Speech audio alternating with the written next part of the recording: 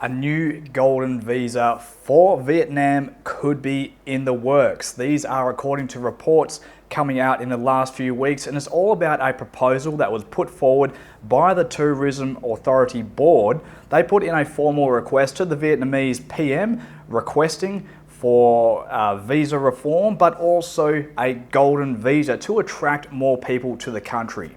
In this video, we're going to tell you what we know so far about the Vietnamese golden visa. Vietnam is right up there as one of the main players for tourism in Southeast Asia.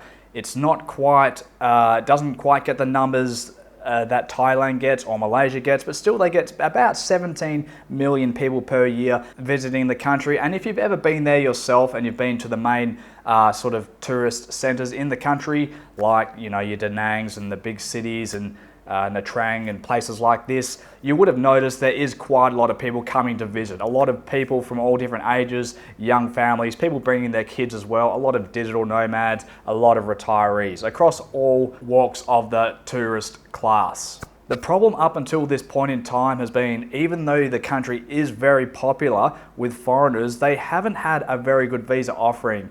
And frankly, it is, you'd have to say, quite substandard if you were comparing it to its neighbours such as Thailand, Malaysia, the Philippines and Indonesia. Places like this have a much broader array of visas that are designed for retirees, for investors. Even though Malaysia does have an investor visa, it's okay. It probably could be improved a little bit, but they don't have a digital nomad visa like a lot of these countries have. There really is a lot of opportunity, if they wanted to introduce some visas that would cater to some of these big expat markets. So what is this proposal regarding the new golden visa? Well, there are three proposed categories to this new visa. The first one is a 5 to 10 year golden visa. This would be a general purpose, long-term residency option for people who wanted to go and live in Vietnam, basically pay your money.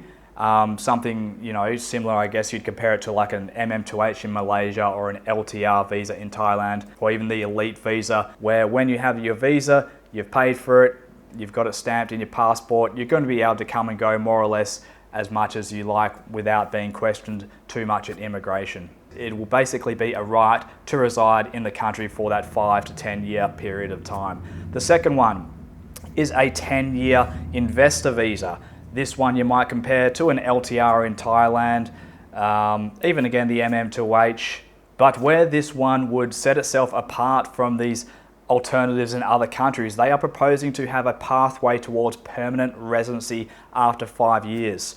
Permanent residency is quite hard to achieve in Asia in general. There are a couple of outliers where it's not too hard. Somewhere like Taiwan comes to mind, where it is relatively easy to get PR, but in a lot of Southeast Asia it is very difficult, particularly if you're not prepared to put some big money on the line. You can get it in the Philippines, you can get it in Cambodia if you're paying for these sort of bigger ticket visas that they have on offer there. So that is something that would make it very attractive when you're sort of looking at it against Thailand and Malaysia in particular. The third category is a 5-year talent visa. This is something that, again, you could compare to the LT visa, skilled professional categories.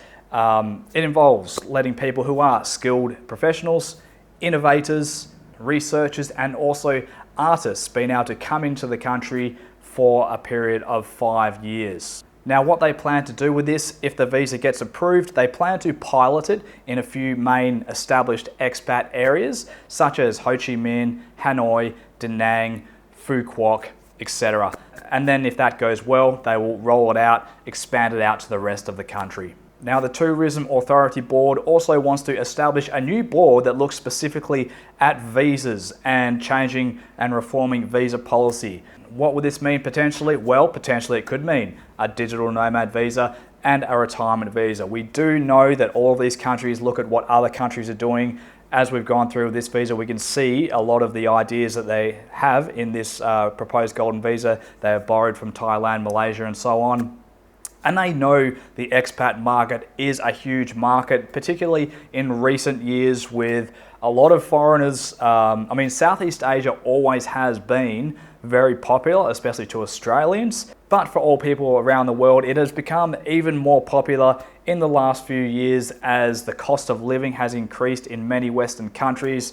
A lot of people are looking for alternatives, better ways to live. And now that a lot of people can work online, it has become a lot more viable to go live in some of these countries and still be able to bring in an income from offshore while you're at it. So it is a huge market for the digital nomads. Retirees always has been a big market, but it's only going to get bigger and bigger. We have, in most Western countries, an aging population. The boomers are all moving into retirement. This is a huge market. A lot of these people have money to spend as well. But also, there are a lot of retirees who are living on basic pensions who are really struggling in places like Australia, the US, Europe, UK, and so on. And a lot of these people are moving out to Asia to improve their lifestyles and to have their retirement funds go that bit further, and it can go a lot further actually. So it is a huge opportunity if they did have the right visas in place. This new golden visa, it is just a proposal at this point in time, but it is good news that it is on the table and being discussed, and we really would expect some movement here. I think it's only a matter of time before something like this gets introduced, as well as a digital nomad visa and a retirement visa.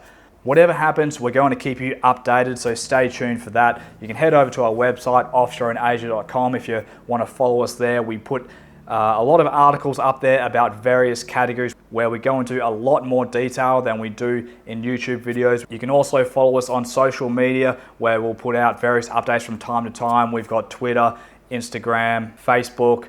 We're even having a crack at TikTok now, so head over there and have a look if you're interested in that. And of course, if you ever want any help or advice or actually getting stuff set up in regards to moving out to Asia, setting up businesses, lowering your taxes, all of this good stuff, that's what we do here at Offshore in Asia. So if you want to get involved with that stuff, head over to offshoreinasia.com, drop us a contact form, and we can take it from there.